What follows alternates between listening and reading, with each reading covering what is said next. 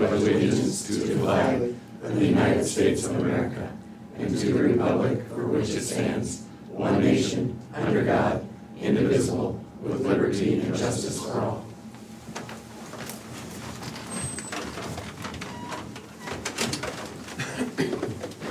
Welcome to the Moines County Supervisory meeting. June the 28th, 2022. I was looking for my pen, when I got my tape. Couple of them over here. Well, thank you. You're welcome. Is there any changes to the agenda? Aye. I have none. We shall meet with department heads and elected officials. Sarah Doty, payroll and auditor's office. Good morning. Terry and I just got back from ISAC last week, so that was informational. Just working on payroll this week and the quarter stuff, new fiscal year. Thank you. Colin Burst, IT.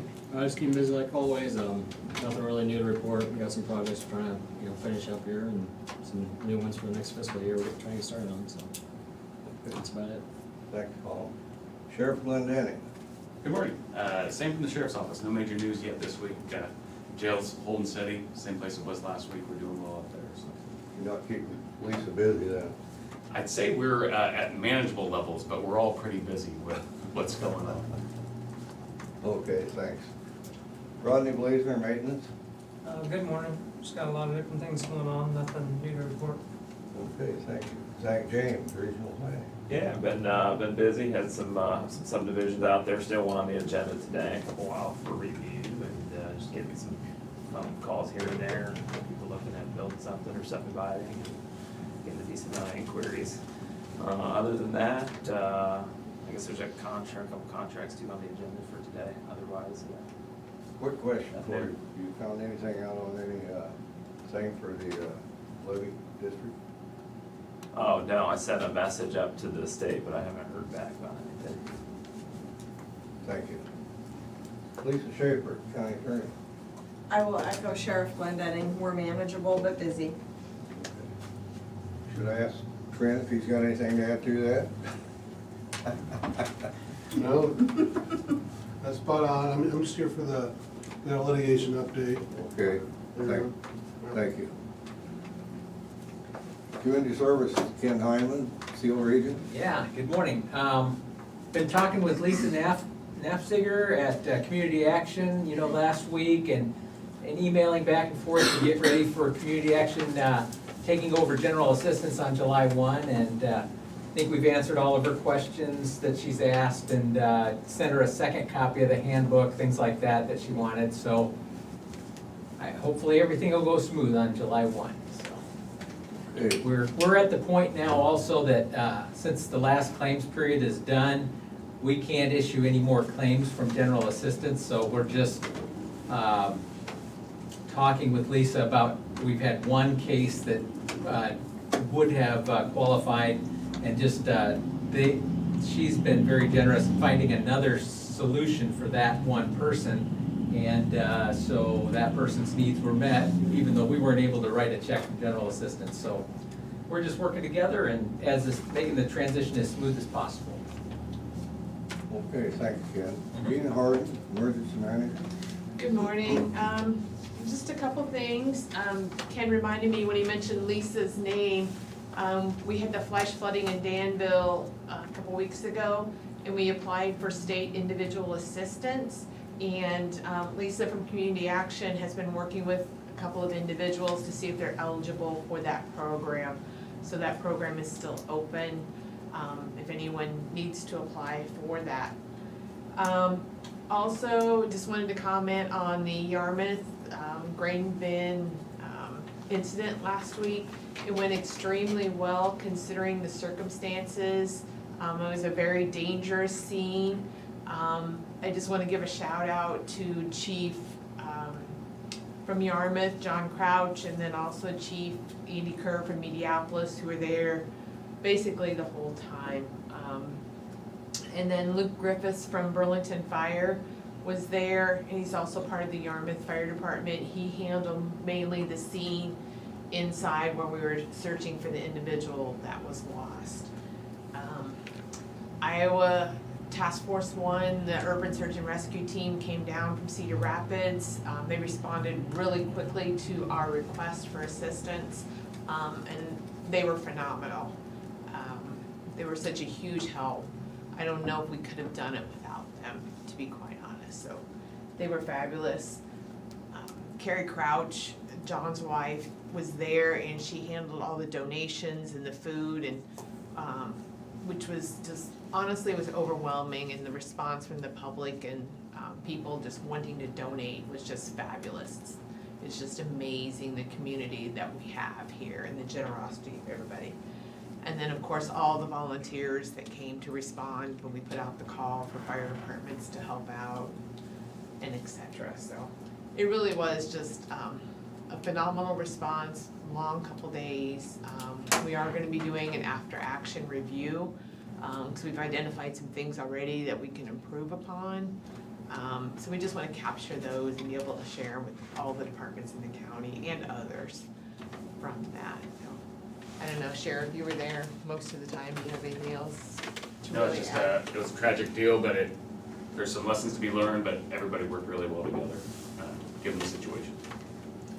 Yeah, I just want to add to that, it's a doggone shame whenever we do have stuff like that happen, but this community comes together like none other under a crisis situation that I've seen, and it's just beautiful to see, even in the midst of crisis. I do want to give a shout out to Tommy, though, who, at the time, I was still under quarantine, and Tom was up there, I don't know how long he was up there, for quite a while, and giving me an update. I think, Jimmy, you were still on lockdown too, I believe, but just want to give a shout out to Tom. Thanks for doing that. I just tried to stand in the shade.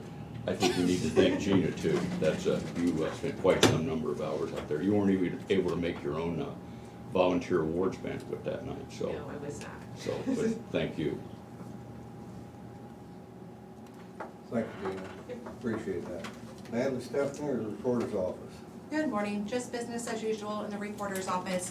I would sometime like to have a work session, about the bill, the ATV, UTV bill, that does go into effect July 1st. Just kind of still waiting on guidance from the DNR, on if they're making any changes or that to it, but knowing if we are still gonna sell the county permits or what we should do, so. Really, people haven't, if people have come in and asked, we're just giving them a copy of the bill and tell them that they can kind of read it. And a work session would be nice to have to clear that up.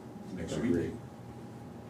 Probably the sooner the better, since it's July 1st, but like I said, I was waiting on guidance from the DNR. They haven't given it to us yet.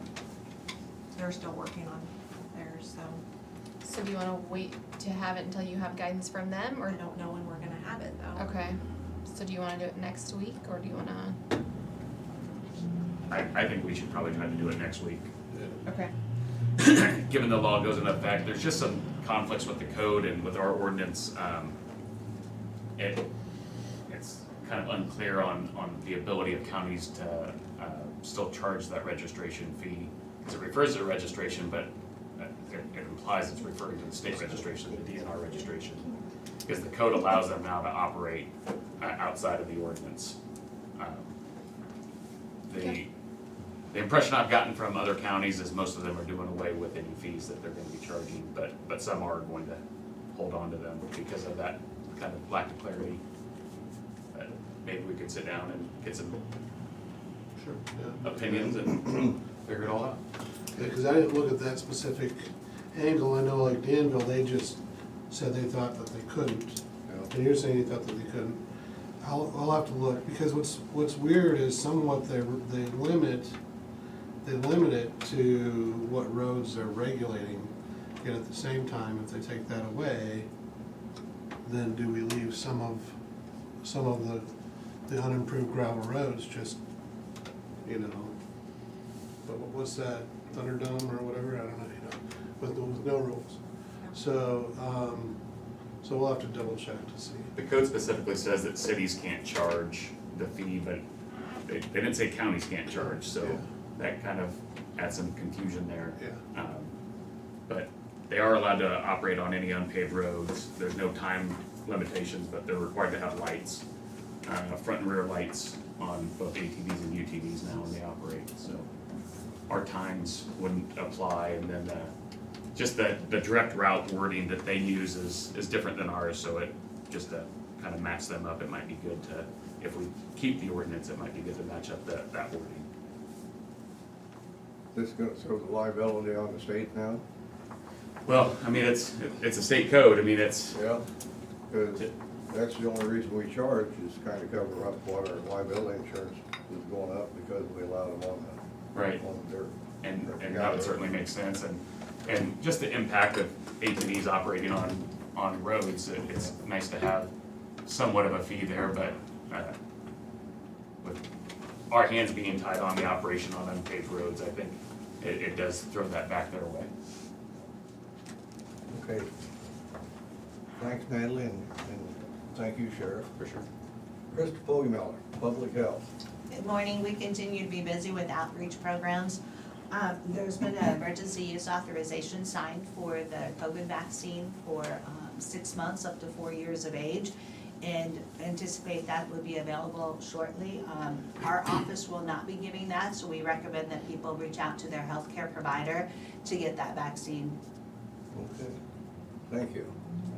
Terry Johnson, County Auditor. Good morning. I'll just say ditto to what Sarah said about the conference last week, and I just want to remind department heads too that since Monday is going to be a holiday, that agenda items will need to be in on Thursday.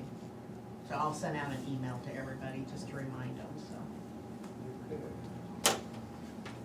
Secondary roads, and you are a lot better looking than Mr. Well, you get Brian next week, he'll be back, so, he is back working part-time, but he had therapy today, so.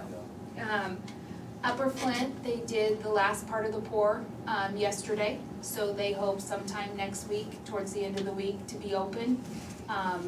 Brian said he'll update you on Tuesday exactly when it'll be open, so that will be nice.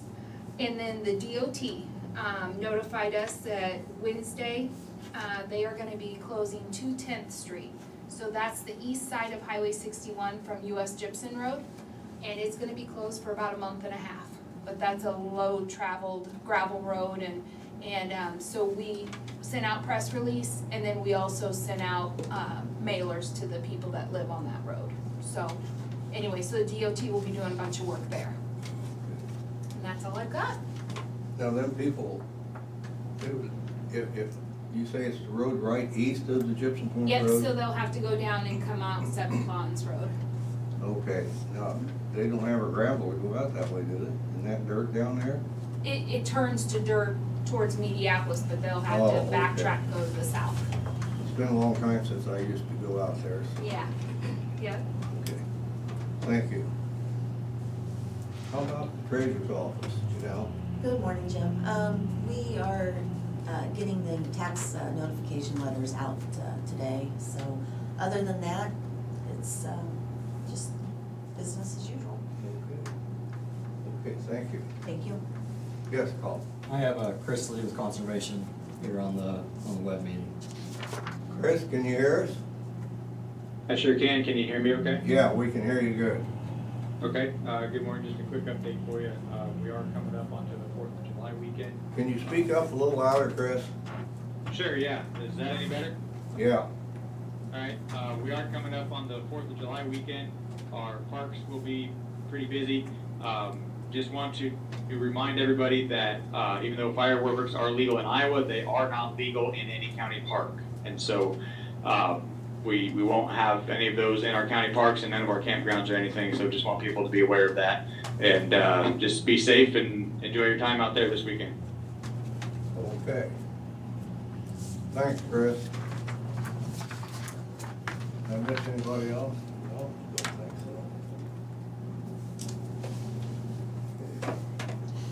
so. Correspondence, does anybody have any correspondence? I do not. I do not either. Move on to discussion and vote. We have accounts payable claims in the amount of $1,904,516.22. Motion to approve. Second. Sarah? Tom Brooker, Yes. Shane McCampbell, Yes. Jim Carrey. Yes.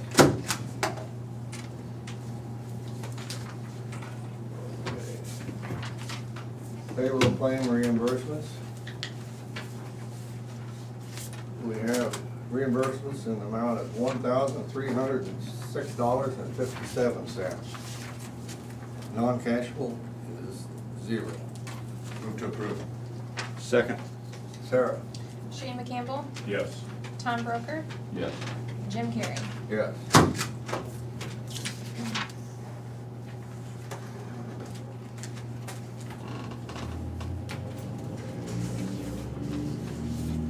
Now we have the approval of the 3-year contract with Southeast Iowa Regional Miss- Planning. you missed one. Oh, wait a minute. Now, approval of department letters and appointments for fiscal year 22 and 23. That's just the, has to be, all the employee salaries have to be approved for the fiscal year starting Friday. And it has to be approved so that Sarah can get them on the payroll. Start printing checks. So I would make a motion to approve. Second. Sarah? Tom Brooker, Yes. Shane McCampbell, Yep. Jim Carrey. Yes. We'll stamp these after the meeting, is that okay? Now we'll go approve the 3-year contract with Southeast Iowa Regional Planning. Okay. This is for the land use service. Just an update of our past 3-year contract. We talked about it at our work session back in January. But budget hearing, you mean? Yeah, our budget hearing, sorry, yeah. And basically, it's the same services we've been doing for like 15 or so years, so. Motion to approve. Second. Sarah? Tom Brooker, Yes. Shane McCampbell, Yes. Jim Carrey. Yes.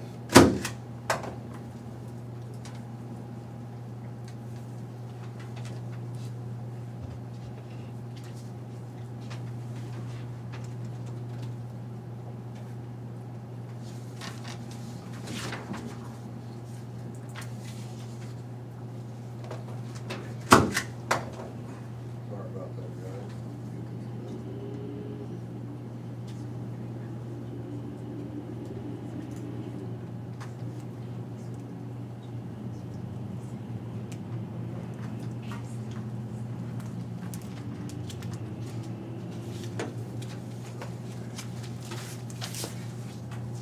Now we have the approval of the contract with Southeast Iowa Regional Planning for preparing wind and solar ordinance. This was also discussed during your budget hearing. Yeah, it And, started, oh, go ahead. And, well, I was gonna check on how those are coming along. Well, I'll get there in a second, but this started when we were updating zoning and subdivision ordinance. I think we ended up holding a work session to kind of discuss it specifically what direction we wanted to go, and then ultimately we decided to do it at a separate time, and so we talked about it at budget hearing, and we've got something somewhat started, but once we have this, and probably starting here in the next week or two, we'll take what we've got and start getting it more detailed and start working on something, so. Sounds good to me.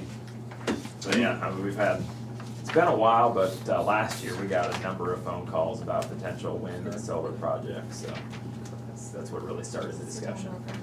I have a couple thoughts. Surprisingly enough, maybe a little language that I'll bring to the first work session. That's what I was gonna say, do you wanna maybe have a work session sometime in the next couple weeks to just kind of start a conversation before we really get too far along, and then that gives us some direction maybe on. I would like that. agree with that. Yeah, I really would Okay. like that.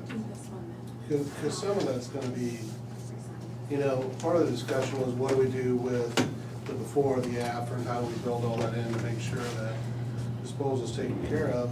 And with the new legislation on assessments and how they're assessed and taxed, that's already kind of baked into the cake. And we have a couple of options to choose.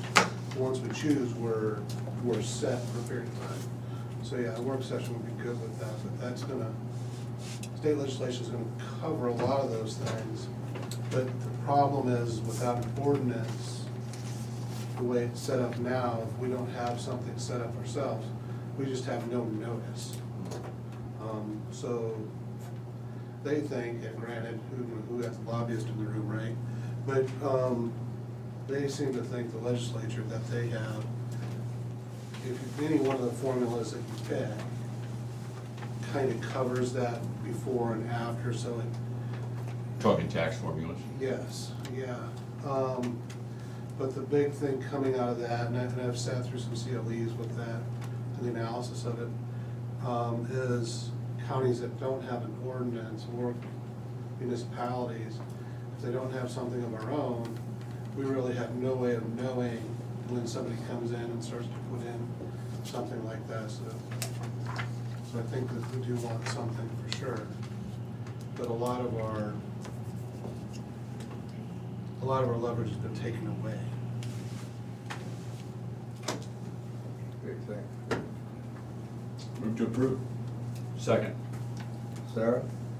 Shane McCampbell, Yes. Tom Broker, Yes. Jim Carrey. Yes.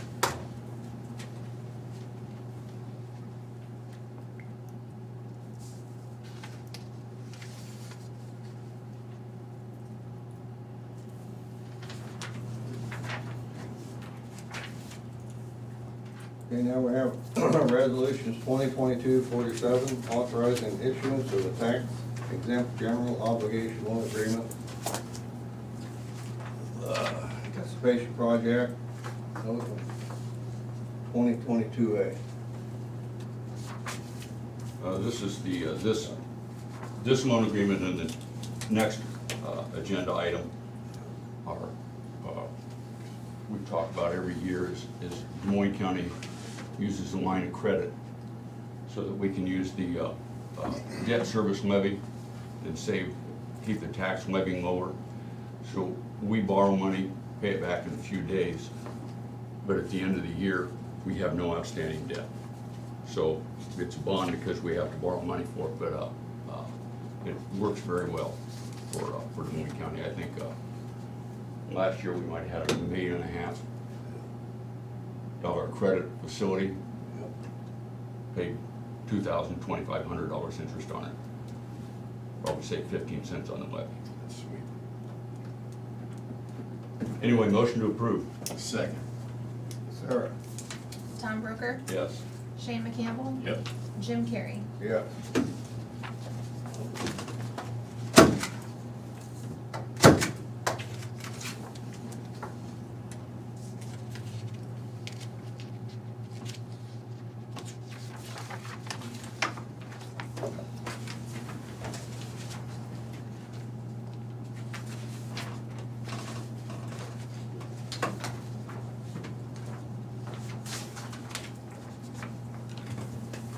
Okay, now we have a resolution 2022-48 authorizing the issuance of the taxable general obligation bond.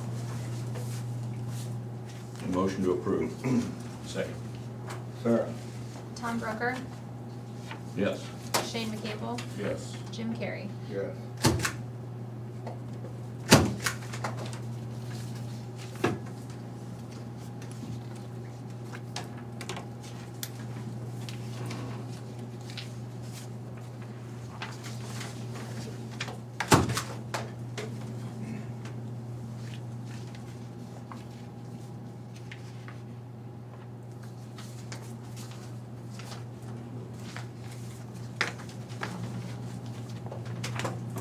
Now we got the Howard Boulevard Company Service Agreement for fiscal year 22.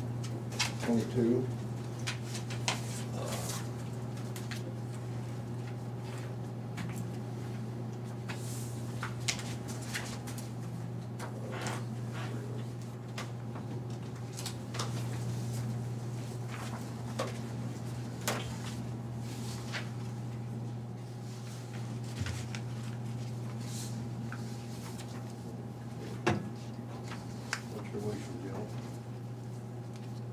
Motion to approve. Second. Sarah? Tom Broker, Yes. Shane McCampbell, Yes. Jim Carrey. Yes.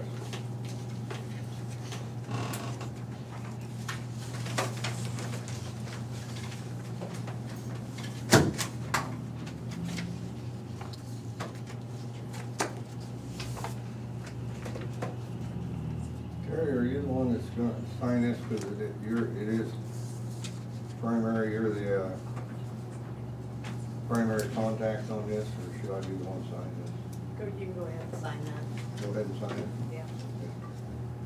And that's for the, how do you pronounce that, Tom? Actuarial. Report. The state insists that we file some additional, reports. We chose not to pay the bill.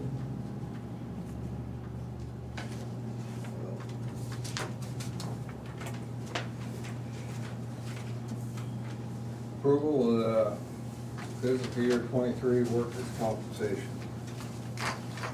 Workers' compensation did go up a little bit. The fire premium last year was $177,552. The renewal is $186,287, which is a premium increase of $8,735. The actuarial, the experience modification factor went up a little bit, and the payroll went up. Move to approve. Second. Sarah? Shane McCampbell, Yes. Tom Broker, Yes. Jim Carrey. Yes.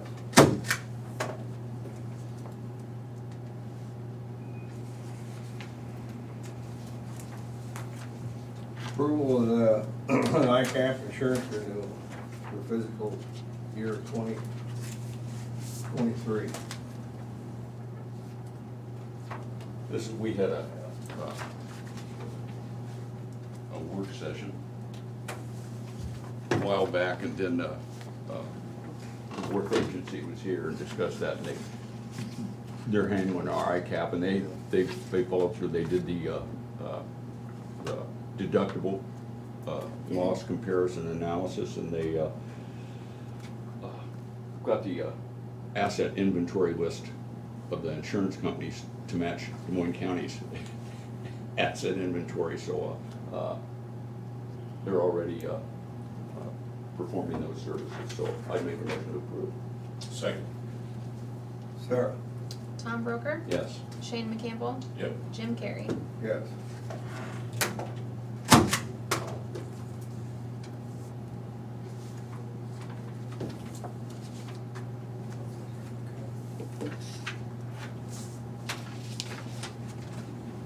We have a resolution 2022-49, approval of the bowling subdivision. That would be you back. Yeah, so this was a request for a minor subdivision by Thomas Bowling at 15496 190th Avenue in Danville. The proposed subdivision is located in Tama Township, just north of Burlington here, right off of Tama Road. It's one lot, just a little over 5.5 acres. It's currently farmland, and then some area that's timberland as well, with a little creek cutting through there.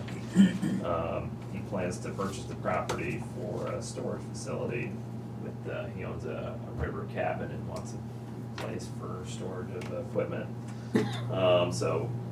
We went through our review process, got all our comments, we have all the sign-offs from the different department heads. It's also within 2 miles of the city of Burlington, and they approved it last week.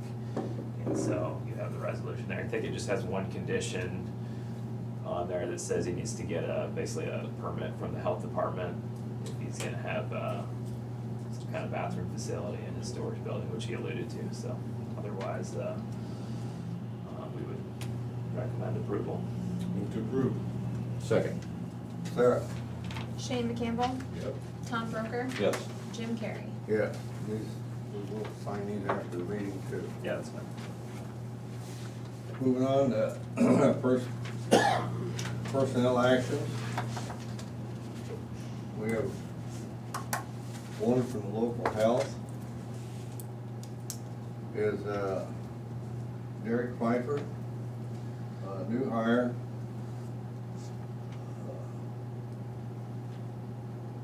What's his, job classification? He's a public health nurse. Public health nurse, okay. New hire, $50,664.75, effective 6/20/22. Motion to approve. Second. Sarah? Tom Broker, Yes. Shane McCampbell, Yes. Jim Carrey. Yes.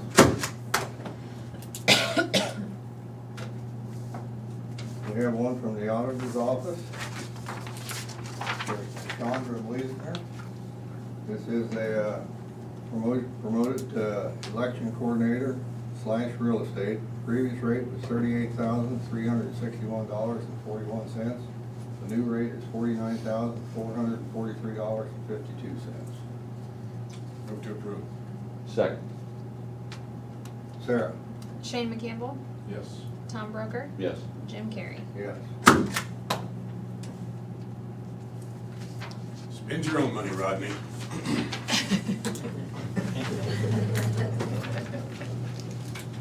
Okay, we have, 3 of them from the correctional center. We'll do all 3 of these once here. Sheriff Glendenny, you're gonna have to help me pronounce his last name. Just go with Patrick O. Huh? Just go with Patrick O. Patrick O. I take you got the same problem I do. That's what we've settled. Ogre Zalik. You're gonna take a day off, July the 1st, unpaid time off. Isabel Donlin, 3-month step increase, it's anniversary, from $9.02 an hour to $10.26 an hour. Next one is for Courtney Cassidy, full-time correctional officer, new hire, $39,867.37. And the last one is Zoe Elam, correctional officer, part-time, anniversary date, 12-month step increase. Previous rate was $15.99 an hour, new rate $17.18 an hour. I'm still surprised that Courtney Cassidy is old enough to have a job like that. She was just 3 years old just a couple months ago. Isn't it crazy? That's what. Move to approve. Second. Sarah? Shane McCampbell, Yep. Tom Broker, Yes. Jim Carrey. Yes.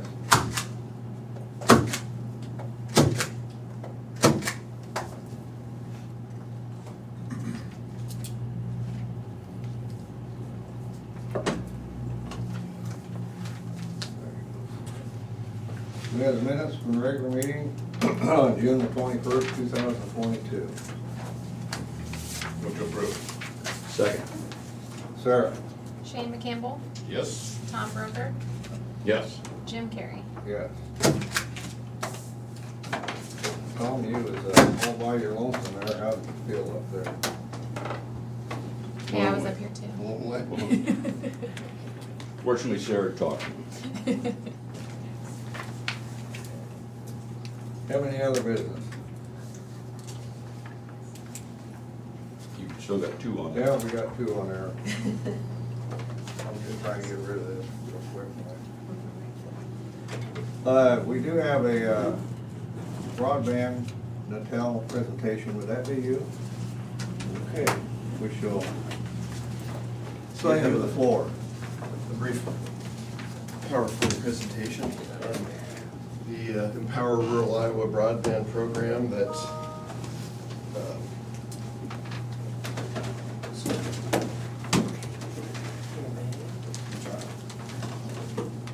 where's the on button on this thing? Remote's right there. It should already be on, so I'll show up. It wasn't. Oh, there we go. It auto shut off.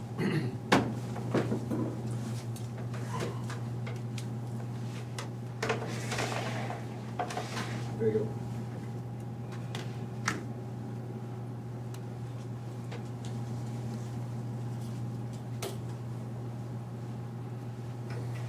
So my name is Mike Schill, and I'm from Natel Broadband. We're actually headquartered in Fairfield, Iowa, and we have applied for and gotten approved for the Empower Rural Iowa Broadband Program across a pretty large area of mainly Jefferson, Henry, and then into other counties like Des Moines. And so what I wanted to talk to you today is just to inform you about it, and we're also, because of the way they ran the program, from what we originally applied for to what got approved was drastically reduced. So what we've been doing is going around trying to work with various counties to enhance our funding to make it, really possible. So I'll just go through this real quickly, and then you can ask any questions you might have. So we've been serving the rural marketplace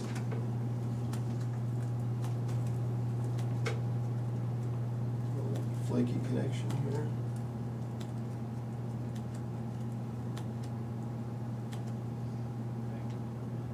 Unplug it from your Mac there and plug it back in. Here.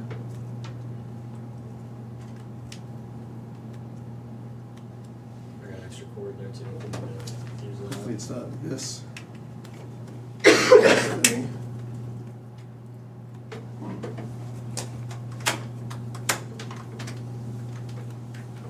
Didn't get very far, did I? See, this is just proof how much internet is needed. I do this on purpose to live in Porter.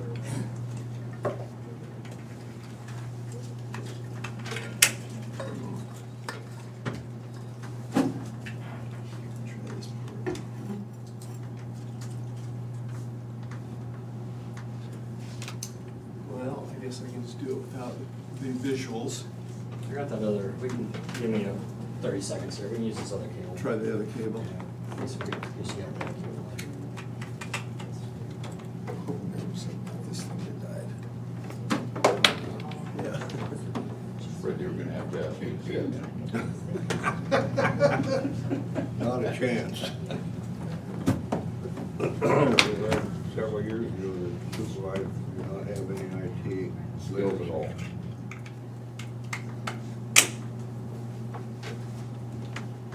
I see some signs maybe of action. There we go. So, we've been serving the rural marketplace. We have fiber that we built in Centerville, Fairfield, and Mount Pleasant, and are adding to that daily. And then we've served our rural marketplace with fixed wireless broadband. And so and there's a lot of challenges with that, with the existing platform we have, but there's a new product that came out that made the serving the rural marketplace much more of a viable thing, and that's what we have as part of engineered for our this network. A lot of the economic development people we work with have indicated that they feel that broadband is the best investment for economic development that can be made. And with everything that people do on the internet nowadays, their education, their access to being able to work from home or search for a job if they don't have a job, and pretty much every form of entertainment or information is available now on the internet, all sports, all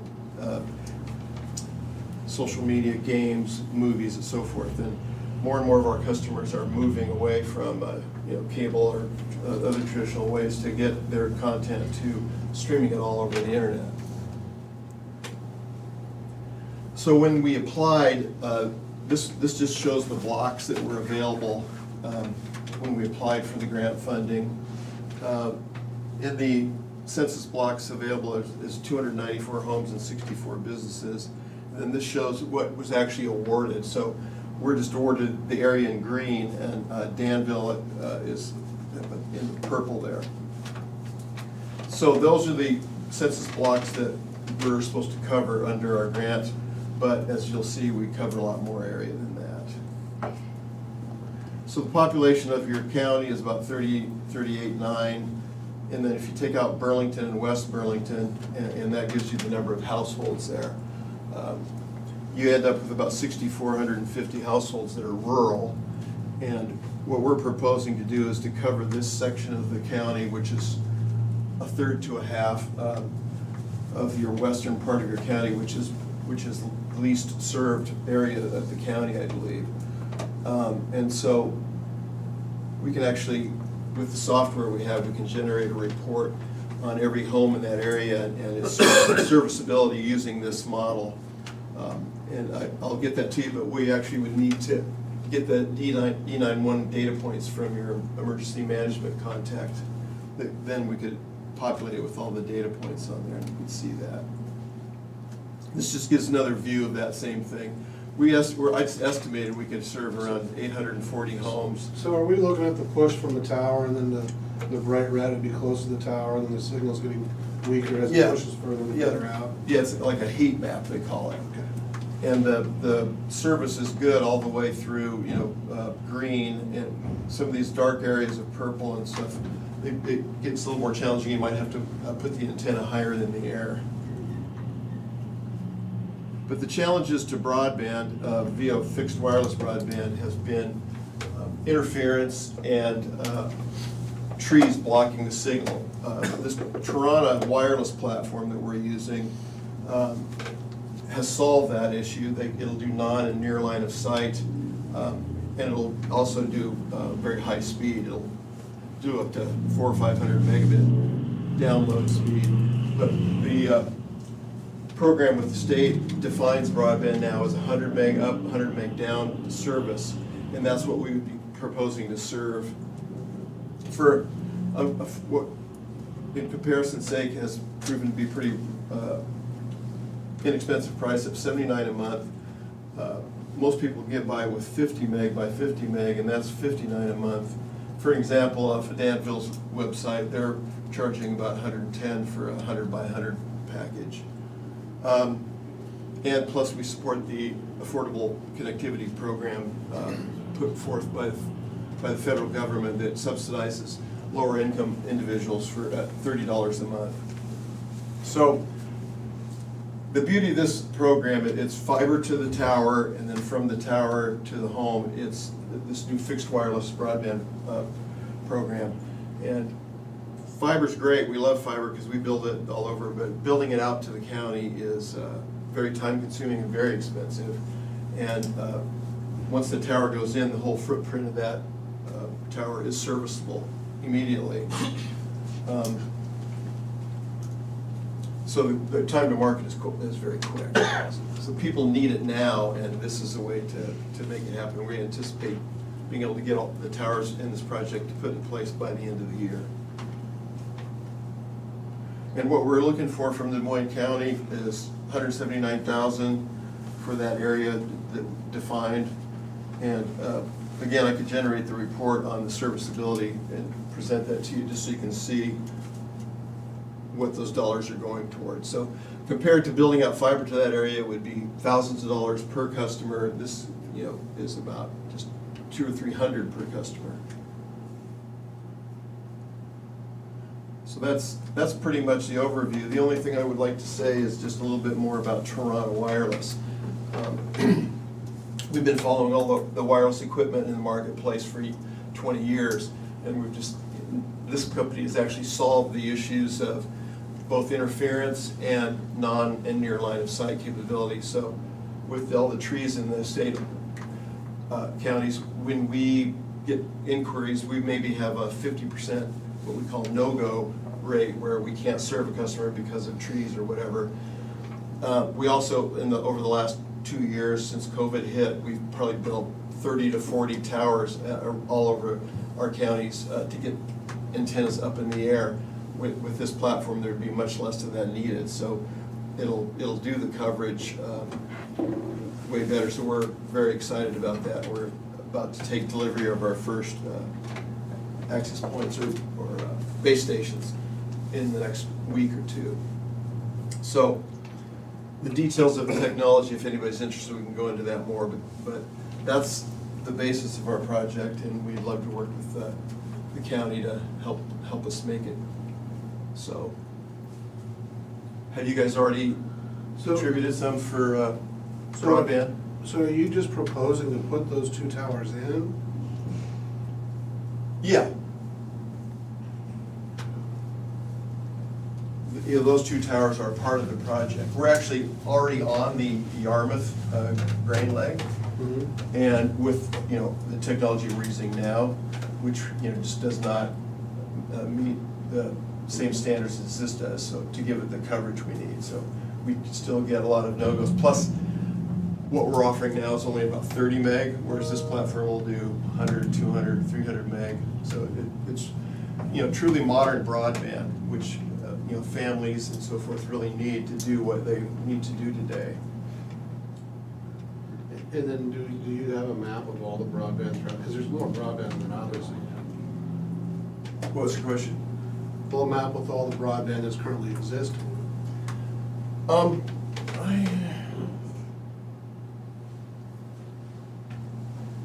thought I might have a slide on that.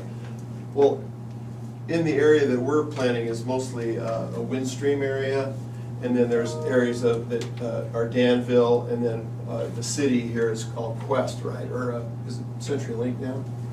That serves Burlington and West Burlington. I know Danville has some areas of fiber coverage, but and there may be some overlappage in what we're proposing here, but the area of Northwest County, the primary area we're talking about, is still pretty underserved, which we found out just when we put that tower in. We got a lot of takers, but How close do you have to be to the tower? That radius is around 10 miles. It'll actually go even further than that, but 10 miles is where we like to keep it for good quality service. Is this the first technology you spoke to me about? Yes, it's the same one as we started. Anyway, I remember, and I apologize, we've spoken a couple times on the phone. Right. First time we'd given money to Danville Telecom, and decided that we were going to spend the rest of it on the county. And I spoke to you a couple times, and you wanted to come down here, and we offered to give you time and public input, and you didn't know when it was going to be. But then you finally got on the agenda a few weeks ago and didn't show up. So you showed up this week's agenda, and I have not had time to refresh myself on what we talked to. So this is you sort of burned me out when you didn't show up for the agenda. Yeah, I did email, but I had a conflict and couldn't make it, so I apologize for that. I don't remember, but that's fine. So, do you still use silos and windmills and stuff like that to put, like, whatever you would call it, to get within line of sight? Yeah, we still try to use, existing vertical assets, water towers and grain legs and so How forth. close do you have to be to one of those? The 10 mile, But I mean, if you're gonna put up two towers that have a 10-mile radius, Right.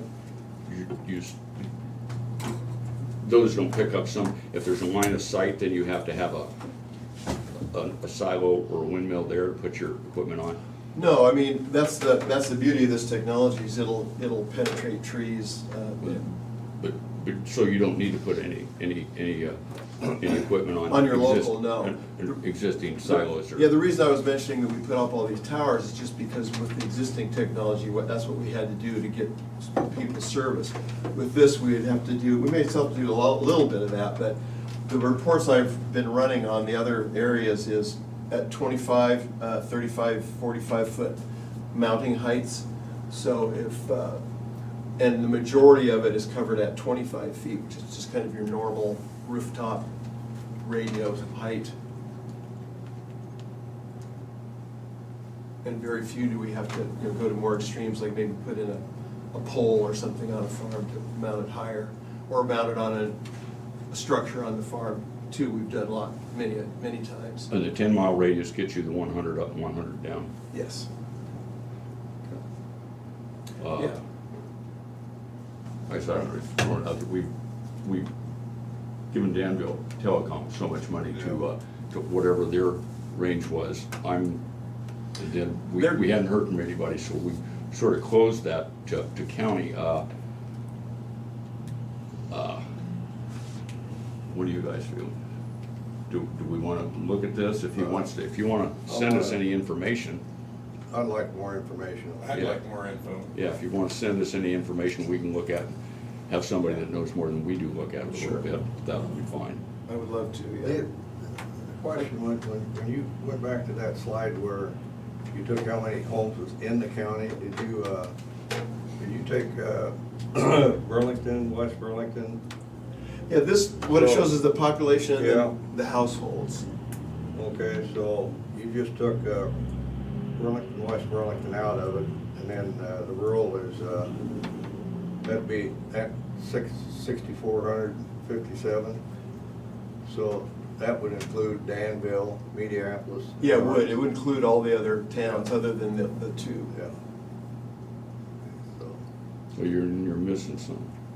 If it's 3910, well, okay, that's homes, okay. Yeah, that's homes, because in them homes, whatever's in Danville, we got the fiber optic in there. I mean, it's all run. They ran it last couple of years. Danco, yeah. So that number would be a bogus number there. And there's more on the way. 6457, there's more on the way, and Mediapolis has got it too. I've got a quick question for you, which would help me out. Was it Turin or whatever technology, whatever you called that? Tirana Wireless. Okay, are you the only company that has that? When you're talking about penetrating trees, nobody else can penetrate the trees? Well, no other technology that we've seen other than Tirana has, they've innovated some things that are, nobody else has been able to come up with. Okay. And the way they've done it is they have, it's not an inexpensive product because they have, very high powered processors in the base station and in the customer premise side, so it can do all these calculations that it needs to do to mitigate interference and also to support multipath, which that's what allows them basically to do the non-line of sight. Is you have in any wireless system you're sending out a broadcast that's bouncing off a lot of things, and so it's multi-paths that get to the device, and it can reassemble that into a coherent connection. And they've developed the technology to do that, among a couple of other things. They use an array of antennas and beam forming, and I'd love to see some of that information on the technology that you have to offer. Yeah. Yeah, I'd love to see that.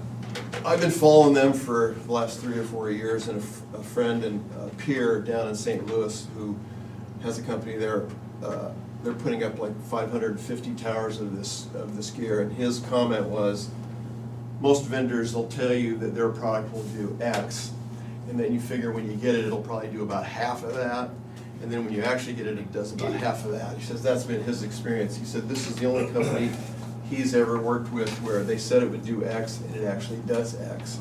So it's, we haven't deployed it yet, but based on that, with several peers' recommendations, we went and engineered this and are confident that it'll do what it says. So, but yeah, I can send you like a YouTube video maybe that just kind of shows it. Yeah, that'd be fun. Yeah. What's the height of the towers? Most of the ones we're on are from 120 to 160, and in some cases a couple hundred feet, water tower. So that'll be a new structure in Yarmouth that you'd be putting up? no, it's actually on that Gabe Line's newest grain leg there, on south of where this disaster took place. Yeah, Okay. It knocked out the power for a couple of days, so we were up there with the generators and stuff. So it's like quite a shock when that happened. Because I know Dan's been talking about taking down that old structure down, I think next year possibly, but I'm sure he was feeling pretty bad. And if you get us some literature on that, so we can sit down. Yeah, I know you guys have already considered broadband, and it's a fairly small amount comparatively. Most of the broadband grants out there for fiber have been anywhere from $6,000 to as high as $20,000 per household. This allows us to cover quite a bit of ground for quite a reasonable amount. So, and we're just trying to bolster what we are getting from the state to make it possible. Because to cover the area we need to cover still requires the same network build, but we got quite a bit drastically less funding. So that's why we're trying to work with the counties. Okay, you don't have any more questions? I'm satisfied, once I get that video. Yep. Yeah, thanks for your time. And also, the lady here, was she the emergency management director? Would she be the one to contact about getting E91 data points? I would talk to Austin, our GIS coordinator. All right, maybe I'll get that name from you after here. Yeah, because most of the counties have supplied that to us, and then we can actually generate a report that shows every single household and what the serviceability is, and if we need to eliminate some areas, we could certainly do that, like Danville, like you're saying. And just, to get an accurate count of what we're actually gonna cover. All right, thanks very much. Thanks. Thank you. Thank you. Impressive to see that decision-making power up there, in action. Okay, the Board of Supervisors, we're going into closed session to discuss pending litigation in accordance with the Iowa Code, section 21.5C. Motion to go into closed session. Second. Sarah? Tom Broker, Yes. Shane McCampbell, Yep. Jim Carrey. Yeah.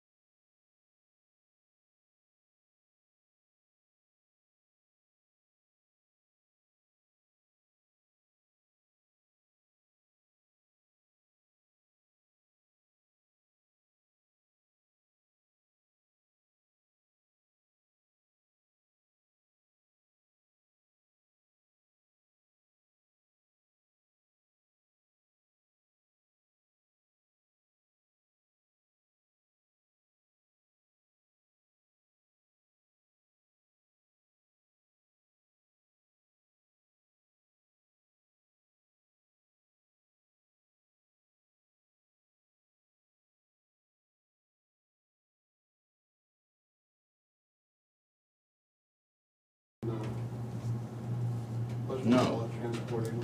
Let me send her an email. Send her an email, copy me. Revolver transporting, okay. Yeah. Can we put our workstation off? Like 2 weeks For what? or you wanna get it sooner than For that? the cemetery? That's fine, I think Herbert's pretty excited. Huh? Is Herbert, is that? Oh, Herb, yeah. Herb's like, He's super excited, but. Energizer Bunny all wound Who's up. her?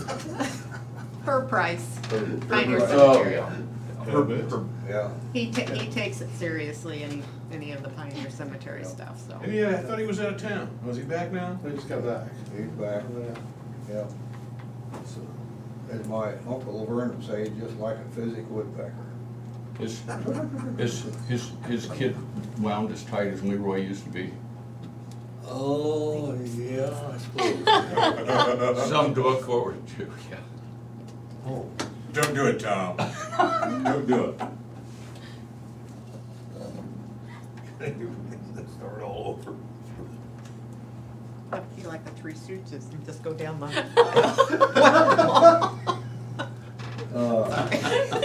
so any motion? We watch that every Saturday night.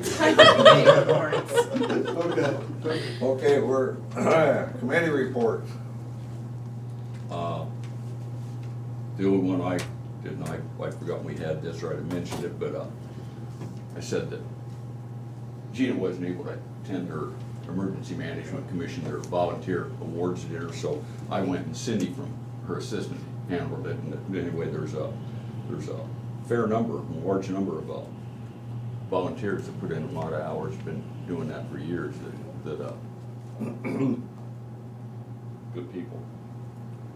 That's all I have. I just had landfill, nothing really, just new COVID attendance rules, that's all I've got. Okay, I had a Southeast Iowa Regional Planning meeting, and we had Mike Norris's evaluation, and he got really a good evaluation from all the entities involved. And, so I thought I'd share that with you, because everybody's real pleased the way he handles things out there. And also had a crime commission meeting, and That's Lisa especially. that's Lisa especially, huh? Crime. Anyway, to talk about our transport officers, you know, for Southeast Iowa Crime Commission. They take rotation being on call. So some of them are on call, they can't go anyplace, you know, if they're on call that weekend, you know, they can't go out of town, so. They decided to give them $25 a day to be on call, whether they was on call or not. I mean, whether they did anything or not. So for that, them 2 days, they get $50 on. Plus, they get their wages, you know, if they go out, and if it happens to be a holiday, they get their holiday pay, time and a half, plus everything, so. That was brought on that. Then I had a juvenile detention meeting, and through June, through last Friday, we had 1,206 days of juvenile detention and $160 a day, which is $192,960. Last year, we had 703, which was $112,480. So this last fiscal year, it's cost us $80,480 more for juvenile detention. I think you've got a long-term client down there that's just about to go on trial We as have an adult. we have a 16-year-old who's there for murder. Yeah. We have a 17-year-old who's there for robbery in the first degree. And we have another that just finally got out because he turned 18, who is there for his first adult charge of sexual abuse. Oh, you mean he got out? So I will as a- take responsibility for several of those cases. He got out? No, as a he's in jail juvenile? now, he turned 18. And then he committed another crime? No, he was still a juvenile, but he was of an age where we could charge him an adult. Oh, okay. And then when they turn 18, they get out of there and go to the They jail. go to the jail. Okay. So the other two aren't going anywhere anytime soon, just so you know. When's the trial for the murder start? November. Okay. Yeah. So, anyway, that's, just so you know, where that. We're seeing the juveniles committing far more serious offenses. It's not now just car Well, burglaries and it's they're Jefferson. committing crimes of violence. We have one, I think, that had a sawed-off shotgun. We're just seeing our juveniles with a lot more serious Is there offenses. anything you attribute that to? Well, so. They're growing up. Easy accessibility to guns is one of them. So last month, they had a tall cop come through, right, a tall cop presentation. And a lot of what he was talking about, and so that was people from the area, educators, some prosecutors, a lot of juvenile JCOs, just all throughout the gambit. But a lot of what his presentation was on high in plain sight, and he was talking about all of these substances you see at the gas station when you go in, and you go to buy gas, and they have all of this stuff right next to the register, right? You know, this will keep you awake, this will do whatever. And he went into depth about how they're saying these things are vitamins, nutritional supplements. So as such, by saying they're natural nutritional supplements, they don't have to go through FDA approval. But a lot of that stuff is jacked up. They said a lot of it is. And You mean he's with like, caffeine or something like that, or? well, no, I mean, yes, but, I mean, way worse than that. I mean, a lot of it's like opioids, synthetic heroin. Really? Synthetic barbiturates. And he talked about how they really kind of market them together, and so a lot of times it's not one, if you take one of the things by itself, you'll have some effect, but not a significant effect. But when you take two things in concert, they then have the same effect as if somebody was doing certain drugs. You mean stuff like that 4 or 5 hour energy, whatever it is, those little drinks that you have there that just. Well, not those you talk about, I don't think those are a problem, but things that are kind of marketed alongside those. Yeah. Certain places, yes, I mean, and so a lot of them, he was showing how they're marketed, and I mean, and he was talking like he thought it was marketed, like they thought it was marketed towards teens, and I'm like, those look like Pokemon cards for little kids, you know, I mean, like some of them, I mean, they look like they're for adolescents, almost that they're marketing to. We talked a lot about the vape pens, which is an issue, and how the nicotine in that is anywhere from 90 times to 100 times more powerful than your just standard cigarette. So the addictability of that, how they have 3 different types of synthetic marijuana that they're putting into the vape pens that has not been made illegal yet. However, for somebody that's like. So somebody could be smoking a vape pen, and it might not even be a vape pen, it could be weed.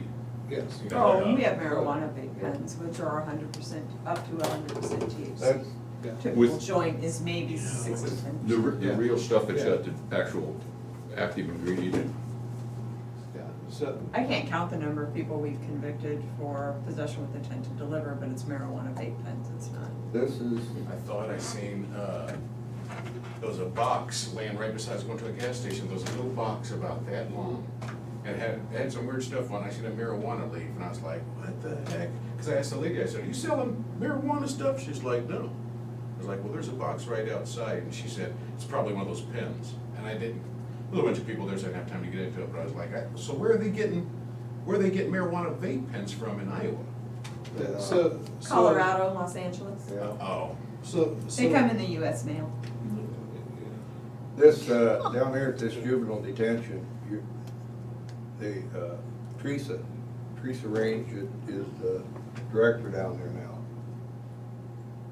She had her grandmother bring in contraband to one of the kids down there. A grandma? A grandma brought it in. That's probably my robbery kid. And, I can so see anyway. That ain't no grandma. They went over to the sheriff's department, turned that in to the sheriff's department. And, well, they didn't have any proof that see her do it or anything like that. So she basically got off. So they installed a camera now. So now, so they can find out who's doing this. And they've had, this individual has had contraband. This particular one was a vape, you know, and they smelled it, and it didn't smell like, you know, it smelled like it was marijuana or something. So to the point though, to kind of fast forward, he was saying he thought that COVID had a significant effect on the juveniles. And that it's gonna have an ongoing effect, and then all of these products we're gonna add to, and was very concerned about that. I know, like Danville, we got our grades back. So for ineligibility, we had 30 junior high kids ineligible at the end of the year, which is extraordinary to have 30 kids fail out of 2 grades. Those classes In aren't that Danville? big. No, those classes aren't that big. At all. Yeah, and these are kids that have, you know, all the, you know, every resource you need. So it was a shock, and I talked to the principal. I'm like, so what's the deal? What's going on? He's like last year was even worse, but we just didn't. Nobody was ineligible because of COVID. He's like, this is, you know, that's how much the kids are suffering. Where, you know, in past years we might have had 2 or 3 kids ineligible for flunking a class. There was 30. Now, things are being done just to fix that number, but that's how much the kids are struggling coming out of COVID. Well, and I think with that No Child Left Behind thing, kids are not really getting reprimanded for failing, other than if they play a sport and they sit out. So it's like, I've seen some students who have failed from 7th grade on and then ended up dropping out when they were a sophomore because they just didn't care and nobody pushed them or. Well, my made robber them- hasn't been to school since he was in 7th grade, and he turns 18 in 6 months. Right, so I mean, Really? yeah. My robber. How is But that the Mom happening? doesn't care. But Mom the doesn't parents care. aren't getting in trouble for it either. I'm just, they got arrested for truancy. How are they not getting arrested? Right. You know, I think what you Well, said, the numbers that here. kid's actually from Keokuk, so. I think the numbers here show what you're talking about, because last year, there was 1,797 less in detention down there than what there was this year. There's just more serious offenses being committed. So it's actually, it's cost them $287,520 overall for all members involved in this. You're right, though. I don't even know if the numbers have changed all that much, but you hit the nail on the head. The acts that are being committed by the young ones. It's not just I beat somebody's car up or They're getting as I vicious. burgled a car. Right, I right. mean, they're committing robberies, they're Crazy, man. significant assaults against people. Gun offenses that is fairly new for us in juvenile court. Yeah. We're seeing a lot of guns.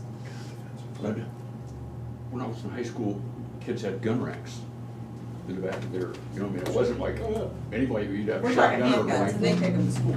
Well, I'm not saying, I'm just saying, but there, and it wasn't a problem, you know, that, they. You can't really they- hide a shotgun, everybody knows you have one. But- can Well, hide you a could, handgun you in could, your you could book stick bag. it under behind the seat, I'm sure if you did it, but it wasn't a big deal. Look at all the video games out there that they have now that simulate murder Yeah. and death. And I know people don't think that's a big deal, but, It you is know. with some kids. it, Some kids uh, it affects, some kids. Yeah, I'm just saying, all these little Can't things, blame man, one not kid. everybody can handle that stuff. And, yeah, I think we're starting. But I just know we're seeing a lot more gun offenses with our children. Our 8th grade teacher, one of us kids, we'd hunt railroad tracks up Minneapolis, and hey, he said, tomorrow bring all your guns in you got, see what everybody's got.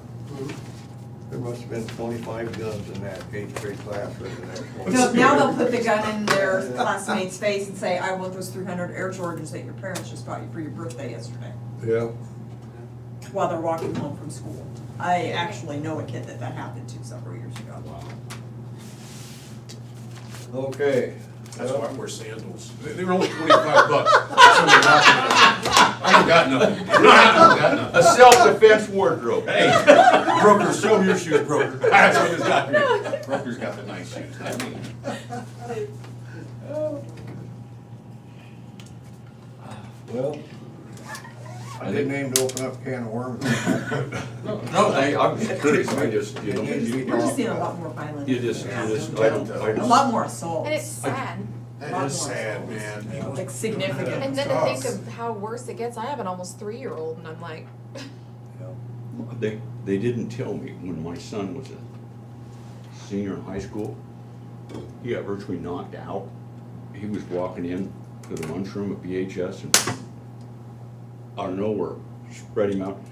And the kid that did it was stabbed oh my God. 3 or 4 years to death by his brother in a fight over a girlfriend. It was, I know it was. I know who it was, yeah. I think maybe that was the don't know name who that anyway, and was. this has been the number, of course, my son's. But that was he's the dude, almost that was 40 the now. kid that did it? That was the kid. The one that got stabbed? Well, I think it was the one that got stabbed, yeah. Ichabod. I think, that sounds familiar anyway. Stabbed by his brother Jay, who shortly after getting paroled, then stabbed somebody else. And he's out now. And anyway, He was there, rehabilitated. nobody told me, the school didn't tell Not me. anymore. Evidently, He my got out, wife and then knew he got one back time, in she parole. never told me. It was years Out before. now I though, knew. isn't he? I didn't think so. No, he got his parole revoked because he got in trouble again. I didn't think he was. Oh, I thought he was. He's Yeah, doing that's- life on the installment. That's crazy, man. Yeah, that was a weird. No, deal. my son went to VHS and he goes, I know exactly which kids carried guns in. Taking guns into Oh, BHS. there's guns all over that. There's too many points of entrance, Gosh, there's man. no magnetometers. And so what do teachers do? There's nothing they can do. Right. It'll shoot you. Okay, moving on to. Lighter topic? Yeah, oh, bear of bad news. Come on, let's end this before she says something else. I think we could probably pass on the 2 minutes. I think we probably I lost think on- I think we did. Well, we'll keep the conversation going, but now we're through with the meeting. Aye. Aye. Well, that's Now- depressing. Now, it is depressing. Shoot, man, yeah, you can't labor on it too long, it'll get you down. It makes it tough. We appreciate everything you do, you know, try to keep the county safe and everything, Lisa, and Trent, everything you do to help us, but I don't know, it's